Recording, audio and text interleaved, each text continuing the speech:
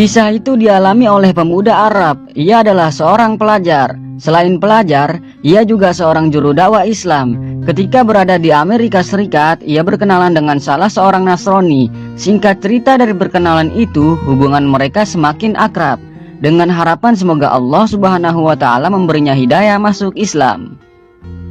Pada suatu hari, mereka berdua berjalan-jalan di sebuah perkampungan di Amerika dan melintas di dekat sebuah gereja yang terdapat di kampung tersebut. Temannya itu yang Nasrani meminta agar ia turut masuk ke dalam gereja.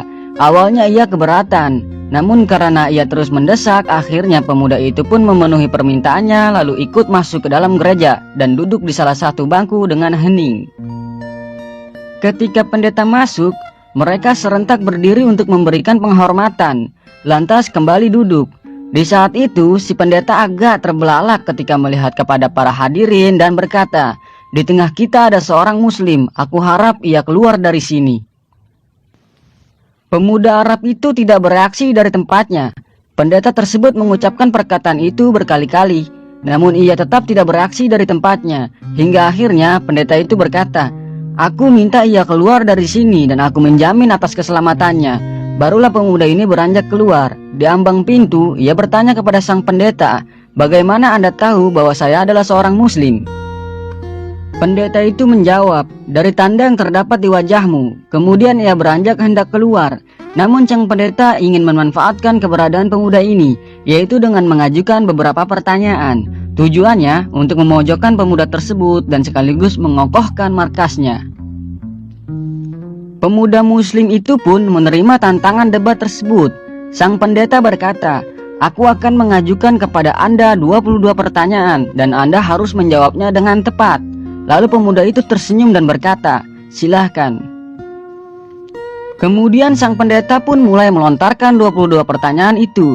Pendeta itu berkata, "Sebutkan satu yang tiada duanya, dua yang tiada tiganya, tiga yang tiada empatnya, empat yang tiada limanya, lima yang tiada enamnya, enam yang tiada tujuhnya, tujuh yang tiada delapannya, delapan yang tiada sembilannya, sembilan yang tiada sepuluhnya. Lalu sesuatu yang tidak lebih dari 10, 11 yang tiada 12-nya, 12 yang tiada 13-nya, 13 yang tiada 14-nya. Lalu sebutkan sesuatu yang dapat bernafas namun tidak mempunyai ruh. Apa yang dimaksud dengan kuburan berjalan membawa isinya? Siapakah yang berdusta namun masuk ke dalam surga? Sebutkan sesuatu yang diciptakan Allah namun dia tidak menyukainya. Sebutkan sesuatu yang diciptakan Allah dengan tanpa ayah dan ibu. Siapakah yang tercipta dari api? Siapakah yang diazab dengan api? Dan siapakah yang terpelihara dari api? Siapakah yang tercipta dari batu? Siapakah yang diazab dengan batu? Dan siapakah yang terpelihara dari batu? Sebutkan sesuatu yang diciptakan Allah dan dianggap besar. Dan yang terakhir ialah, pohon apakah yang mempunyai 12 ranting? Setiap ranting mempunyai 30 daun. Setiap daun mempunyai 5 buah, 3 di bawah naungan dan 2 di bawah sinaran matahari." Sahabat beriman, setelah mendengar pertanyaan tersebut, pemuda itu tersenyum dengan senyuman mengandung keyakinan kepada Allah Subhanahu wa Ta'ala. Lalu pemuda itu membaca Bismillahirrahmanirrahim. Setelah membaca basmalah, atas izin Allah Subhanahu wa Ta'ala, ia menjawab 22 pertanyaan itu dengan cerdas.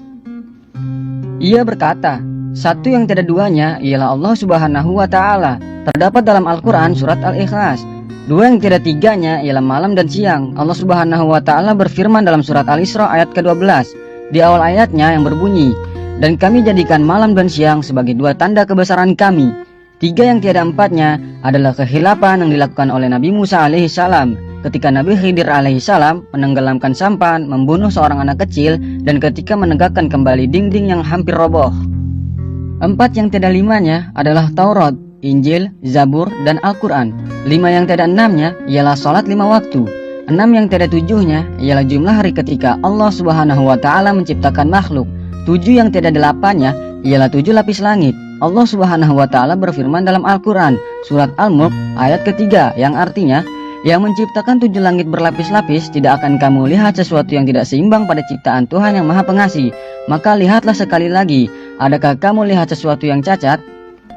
8 yang tiada sembilannya ialah malaikat pemikul arsy Ar-Rahman. Allah Subhanahu wa Ta'ala berfirman dalam Al-Quran surat Al-Haqqah ayat ke-17, yang artinya, dan malaikat-malaikat berada di penjuru-penjuru langit, dan pada hari itu 8 malaikat menjunjung arsy Rabbmu di atas kepala mereka. 9 yang tiada 10-nya adalah mukjizat yang diberikan kepada Nabi Musa alaihi salam, yaitu tongkat, tangan yang bercahaya, angin topan, musim penceklik, katak, darah, kutu dan belalang, dan laut yang terbelah.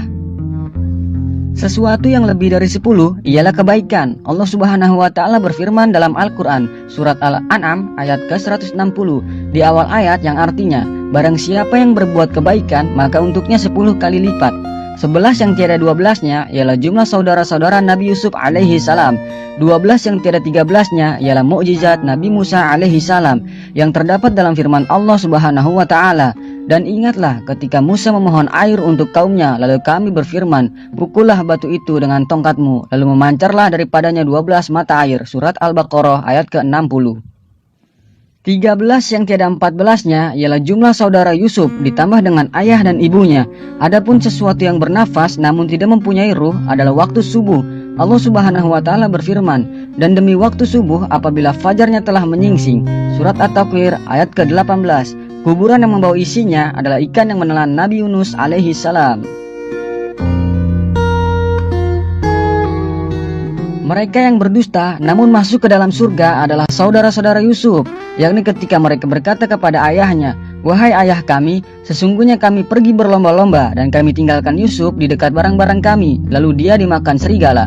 Setelah kedustaan terungkap, Yusuf berkata kepada mereka, tak ada cercaan terhadap kalian. Dan ayah mereka Yakub berkata, aku akan memohonkan ampun bagimu kepada Robku, sesungguhnya dialah yang maha pengampun lagi maha penyayang. Sesuatu yang diciptakan Allah namun tidak dia sukai adalah suara keledai. Allah Subhanahu wa taala berfirman, sesungguhnya sejelek-jelek suara adalah suara keledai. Surat Al-Luqman ayat ke-19. Makhluk yang diciptakan Allah tanpa bapa dan ibu adalah Nabi Adam, malaikat, unta Nabi Soleh, dan kambing Nabi Ibrahim alaihissalam. Makhluk yang diciptakan dari api adalah iblis, yang diajab dengan api ialah Abu Jahal, dan yang terpelihara dari api adalah Nabi Ibrahim alaihissalam. Allah Subhanahu wa taala berfirman, wahai api, dinginlah dan selamatkan Ibrahim. Al-Anbiya ayat ke-69. Makhluk yang terbuat dari batu adalah unta Nabi Soleh, yang diazab dengan batu adalah tentara bergajah, dan yang terpelihara dari batu adalah Ashabul Kahfi atau penghuni gua. Sesuatu yang diciptakan Allah dan dianggap perkara besar adalah tipu daya wanita, sebagaimana firman Allah Subhanahu wa taala, sesungguhnya tipu daya kaum wanita itu sangatlah besar. Surat Yusuf ayat ke-28. Adapun pertanyaanmu yang terakhir, ialah pohon yang memiliki 12 ranting, setiap ranting mempunyai 30 daun, setiap daun mempunyai 5 buah, 3 di bawah teduhan dan 2 di bawah sinaran matahari, yaitu bermakna pohon adalah tahun, ranting adalah bulan, daun adalah hari, dan buahnya adalah salat yang 5 waktu, 3 dikerjakan di malam hari dan 2 di siang hari. Setelah mendengar semua jawaban pemuda tersebut, pendeta dan para hadirin merasa takjub. Kemudian pemuda muslim itu pamit dan beranjak hendak pergi, namun ia mengurungkan niatnya dan meminta kepada pendeta agar menjawab satu pertanyaan saja. Permintaan ini disetujui oleh sang pendeta. Pemuda ini berkata, apakah kunci surga itu? Mendengar pertanyaan itu, lidah sang pendeta menjadi keluh. Hatinya diselimuti keraguan dan rona wajahnya pun berubah. Ia berusaha menyembunyikan kekhawatirannya itu, namun hasilnya nihil. Orang-orang yang hadir di gereja itu terus mendesaknya agar menjawab pertanyaan tersebut. Namun ia berusaha mengelak. Mereka berkata, Anda telah melontarkan 22 pertanyaan kepadanya dan semuanya ia jawab. Sementara ia hanya memberimu satu pertanyaan, namun Anda tidak mampu menjawabnya. Pendeta tersebut berkata, sungguh aku mengetahui jawaban dari pertanyaan tersebut, namun aku takut kalian marah.